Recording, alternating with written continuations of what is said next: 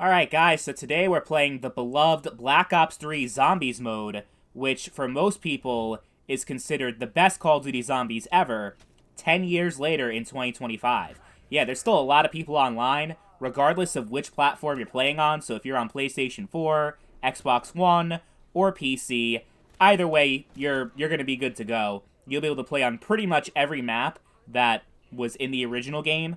Plus, if you're on PC, you have plenty of modded maps and content from the Steam Workshop that you can download. So it really is still a great experience in 2025 that I would recommend, at least if you can get it for really cheap, because there was a lot of DLC. There were 14 maps total in Black Ops 3 Zombies, but that's the base game, plus the Season Pass, plus the Zombie Chronicles. So if you can get all that for like $20 or less, I think that would be a great value and would totally be worth it. A few notes, though, when it comes to the PC version. One thing that a lot of people are aware of is that there is a serious hacker problem on PC, that if you join a public match just straight off of Steam, there's going to be some funky shit happening to your computer, and you're better off avoiding it. That also obviously applies to the multiplayer mode as well, but if you just want to play solo, you don't really have to install anything else, any other custom clients. Hackers not going to be able to just come into your PC if you're playing a solo private match. And also, if you're just playing a private match with friends that you can trust and you don't think you're going to try to hack your PC, you'll also be okay. But yeah, if you're just trying to do, like, public matchmaking, definitely install the Boy client that's with 3 eyes. It is pretty much the only way to play Black Ops 3 Zombies online. Has custom servers and custom games that are not going to compromise your PC. So that is the best way to go about the PC version specifically.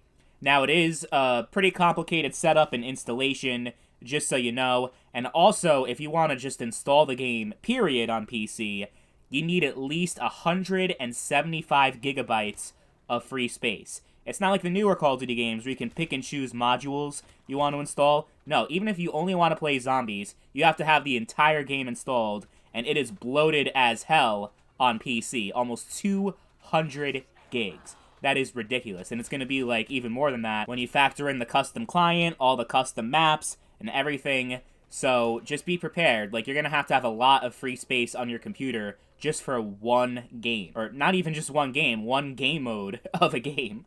So honestly, for that reason, I mostly just stick with the Xbox One version for simplicity's sake, because that 175 gigabytes I could just use to install like 10 or 15 other games and keep them installed. So it's kind of just a calculation that I made. Like, it's probably not worth keeping the PC version of BO3 installed, as cool as it is, and you have all these custom cool maps, and there's still people modding it to this day.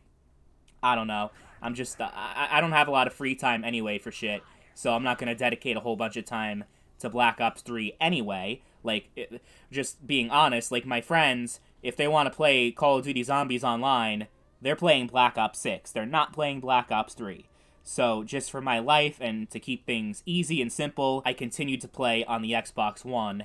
And, yeah, going back to It's Always Fun, though. I think the gameplay is still great. The graphics, the map design, it's still basically as good as it gets, and has aged gracefully over the years, even on console. Now, there was a couple of things they did that were not so good compared to previous Call of Duty games, like getting rid of the dolphin dive in favor of slide. I wasn't really a huge fan of that.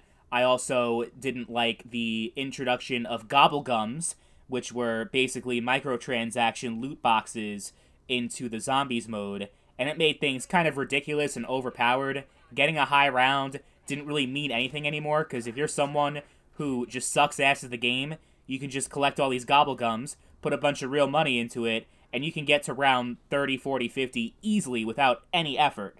Like, they have a bunch of perks like, oh yeah, the first weapon that you get from the mystery box is automatically fully upgraded and pack-a-punch. Like, it kind of takes away from the zombies experience, and I'm not a fan of that aspect of the game, I'll just say that. But I could say that for all of Black Ops 3. The obnoxious pay-to-win microtransactions that they put into the multiplayer was the main thing that made me stop playing during the game's life cycle, and the game would have been so much better without it, or at least if they had a better monetization system like Black Ops 4, that was the best monetization system that the Call of Duty series has ever seen, by far.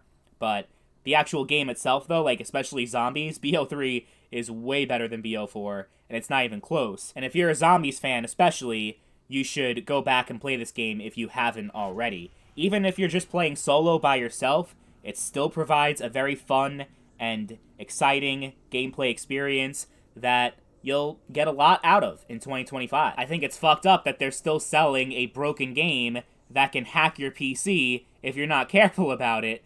That's crazy, but that's just sadly how it is with every Call of Duty game on PC, at least before Modern Warfare 2019.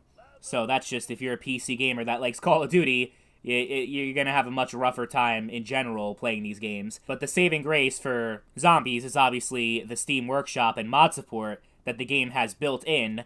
I wish that we had that in newer Call of Duty games. Like, imagine if Black Ops 6 had that, or Cold War. Oh my god, those zombies modes would be goated. Like, that's a huge thing that Black Ops 3 had, but they didn't put it in any other future Call of Duty games for whatever reason. I still don't understand why. Probably because they keep pumping out new games every year, and if people are still modding the old games, well, that's going to cut into their bottom line, right? So I guess that's the business calculation that they made.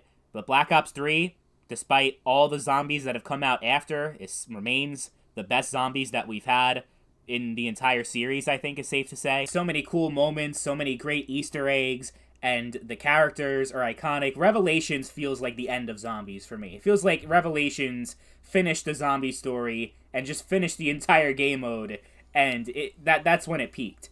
And it's only been down ever since. I mean, I loved Cold War, and I even enjoyed Black Ops 6, and Black Ops 4 honestly wasn't that bad compared to what everyone else said about it. It was, slightly underrated. But BO3 is still the GOAT. And because of that, and because the player base is still very strong and very active across all platforms, it's very easy for me to recommend 10 years later. Absolutely.